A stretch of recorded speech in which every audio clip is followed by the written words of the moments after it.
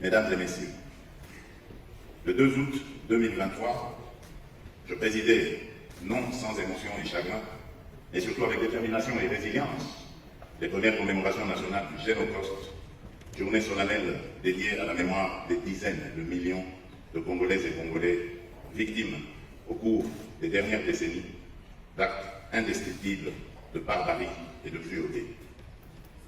Ces actes, orchestrés par certaines puissances régionales et leurs complices internes, ont été motivés uniquement par leur obsession à exploiter illégalement et contre nos intérêts les ressources naturelles de notre pays, à occuper nos terres par la destruction ou la déportation forcée de certaines communautés locales dans le seul but de déstructurer notre identité nationale.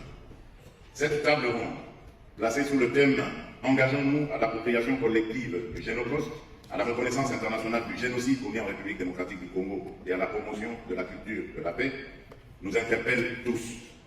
Elle intervient dans un contexte critique où notre pays continue à subir une guerre injuste, où le sang de nos frères et sœurs continue de couler et où notre intégrité territoriale demeure menacée.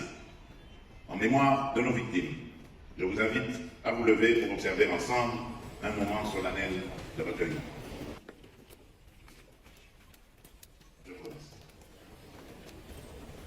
La République démocratique du Congo a une histoire riche mais profondément complexe. Au-delà de son visage le plus connu, celui d'un pays aux ressources naturelles abondantes, se cache une réalité sombre, souvent méconnue ou volontairement ignorée. Longtemps ignorée ou minimisée par la communauté internationale, la vérité commence enfin à émerger. Ces actes atroces, perpétrés directement ou indirectement par certains pays voisins, en particulier le Rwanda, à travers des forces négatives qu'ils créent, forment, arment et soutiennent, ne laissent plus aucun doute quant à l'existence d'un véritable génocide dans chacun de ces tragiques épisodes. La République démocratique du Congo, fidèle aux engagements internationaux pris, notamment à travers la Convention sur le génocide et le statut de Rome, ne ménagera aucun effort pour que justice soit faite, pour que la dignité de nos victimes soit restaurée et pour que l'histoire vraie de notre pays soit enfin écrite par les Congolais eux-mêmes.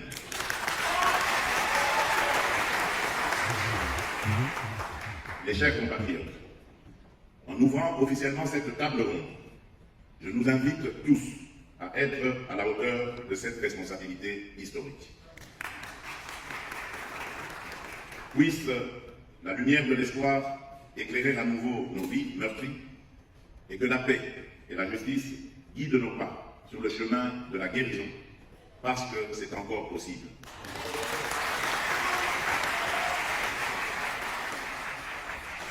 Ne pas oublier, ne jamais répéter et commencer à guérir. Plus jamais seul, que Dieu bénisse la République démocratique du Congo et son peuple. Nous avions tous suivi le discours du président de la République sur l'ouverture, sur l'appropriation du Génocide. Je pense que c'est une très bonne chose pour nous, le Congolais, parce qu'avoir perdu autant d'âmes par cette guerre qui nous a été importée, en tout cas, ça vaut la peine de se mettre ensemble et d'y penser sérieusement. Et quand je dis se mettre ensemble, ce n'est pas se mettre ensemble pour des intérêts politiques, mais plutôt pour la reconnaissance et la justice pour les victimes congolais. Parce que autant de millions de morts dans 3 décennies, c'est beaucoup. C'est vraiment beaucoup. Cette guerre a vraiment fait beaucoup de victimes. Malheureusement, nous, les Congolais, nous n'en avons jamais parlé aussi autant. Et voilà que c'est passé aux oubliettes. Mais si on était vraiment conscient, on aurait dû commencer ça depuis trop longtemps. Mais non, les acteurs qui participent, sont-ils des personnes crédibles? Sont-ils des personnes innocentes? Je ne pense pas. Ils ne sont pas tous innocents. Quand on doit parler de Génocide au Congo, nous devons aussi identifier les acteurs du Génocide. Je sais que beaucoup vont juste pointer du doigt le Rwanda, mais il faut savoir aussi qu'il y a des Congolais dans cet acte. Il y a des Congolais qui ont participé directement ou indirectement.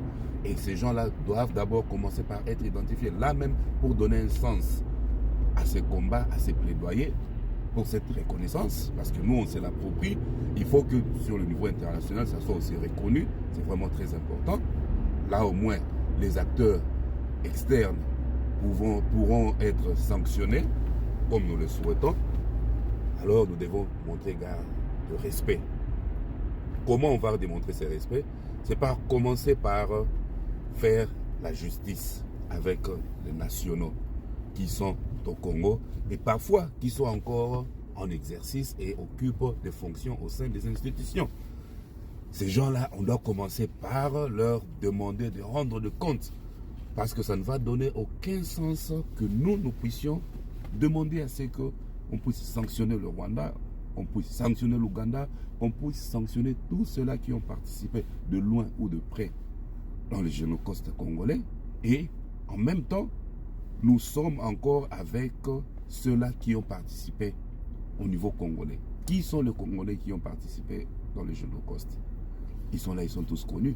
Alors, commencez par d'abord punir ces gens-là, ou bien, à défaut, pour ne pas dire punir, commencez par ouvrir des procès, faites des poursuites judiciaires, faites appliquer la loi et que la justice soit rendue. Et là, au moins, du niveau extérieur, on va nous prendre au sérieux. En tout cas, c'est ça ma pensée. On peut bien tout faire, on peut bien tout vouloir dire, mais à la fin, il faut savoir que la plus grande responsabilité revient à nous. Parce que l'extérieur ne fera qu'emboîter le pas, ou bien ne fera que lire nos attitudes, nos actions, et ils vont un peu procéder de la manière. Parce que vous voyez, même regardez par exemple en matière d'élection, c'est le niveau des contestations qui fait à ce que la communauté internationale puisse s'impliquer ou ne pas s'impliquer dans une crise post-électorale. Mais quand ils voient que la population est calme, le peuple comprend, le peuple ne réclame rien, qu'est-ce qu'ils vont se dire? Ils vont se dire, bon, on ne veut pas laisser mêler des choses parce qu'apparemment la population est d'accord avec ce qui s'est passé. Or, la population est le souverain primaire, donc les élections ont été comme elles devraient être, je voulais dire. Donc, je pense que nous devons faire preuve de sérieux. Et pour finir, évitons des discours contradictoires. Parce que d'un côté, on ne va pas aller dire que les Congolais sont des dommages collatéraux de cette crise, et de l'autre côté, on puisse dire que non, les Congolais sont des victimes visées directes. Parce que quand il faut parler de génocide ou génocide, il faut savoir que on doit cibler une communauté ou un groupe d'individus ou une nationalité ou une tribu ou une ethnie, tout ça, machin. Alors, si vous parlez de dommages collatéraux, ça veut dire que non, ce n'était pas intentionnel, c'était par accident. Donc là, on ne peut plus parler de génocide ou génocide. Faisons très attention avec nos discours, surtout le président de la République. Parce que lui aussi, son discours représente un peu ou porte la voix de la nation tout entière. Un opposant peut parler, ça ne peut être que ses propos à lui. Mais quand les officiels parlent, il faut savoir que du niveau international, c'est vraiment pris au sérieux. Alors nous devons faire très attention.